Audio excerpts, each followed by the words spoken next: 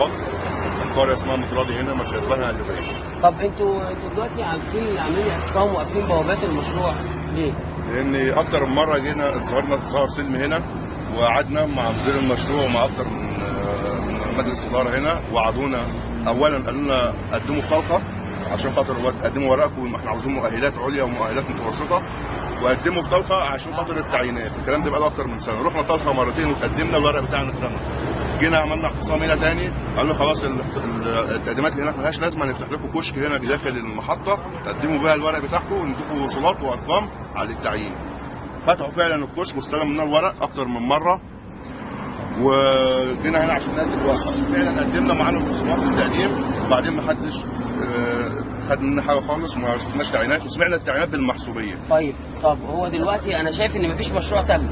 هل من المفروض ان انت تستنى اما الشركه اللي بتنشئ المشروع يتم انشاء المشروع وتسلمه لوزاره الكهرباء بعد كده انت تطالب بالتعيين؟ اولا احنا متابع برنامج الشركه ديت، احنا متابعه اول باول، ان احنا عارفين الشركه دي من يوم ما اتنشأت بقى لها قد ايه، والوعود بالتعيين مش احنا اللي وعدنا نفسنا، مجلس الاداره جوه هو اللي وعدنا بالتعيين وخد منا الورق بناء على ذلك. احنا ممكن نستنى سنه اتنين، بس واضح ان العمل متوقف تماما في المحطه. العمل متوقف تماما، لان احنا مش هنسمح بالعمل الا بعد لما الشباب اللي هنا موجوده تتعين، واحنا مش بنطالب بالتعيينات عشوائي. احنا هنا من ناس معاهم مهندسين، فينا معانا فنيين كهرباء، انا فني كهرباء معايا شهاده خبره، وغيري في دوت فني كهرباء وده فني كهرباء.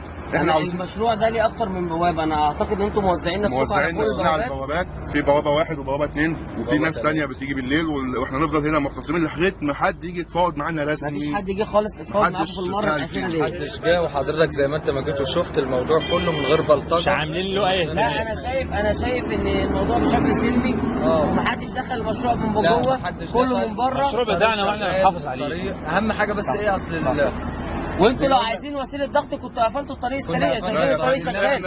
احنا ضد فمعنى كده ان الاعتصام ده بشكل سلمي. بشكل سلمي بنطلب حقوقكم مش اكتر. احنا ضد ان الطريق يقف، احنا ضد كده. احنا مش وده مع شيء كويس، وده مشروعكم في الاخر وانتوا لازم تحافظوا عليه. واحنا اولاد الكره اللي حواليها، فاحنا اللي لازم نستفيد، واحنا اللي هنضر منه.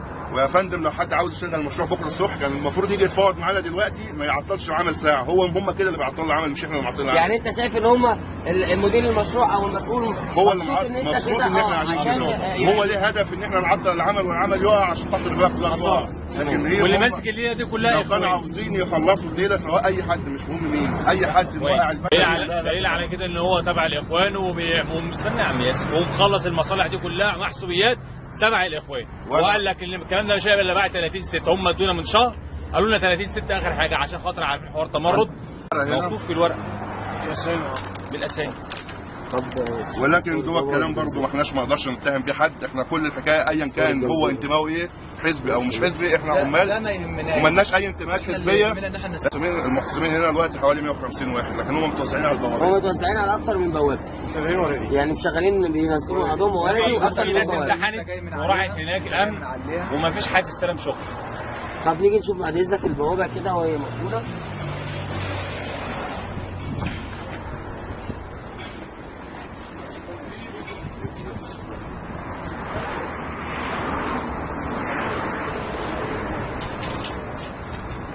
دي البوابه الرئيسيه للمشروع.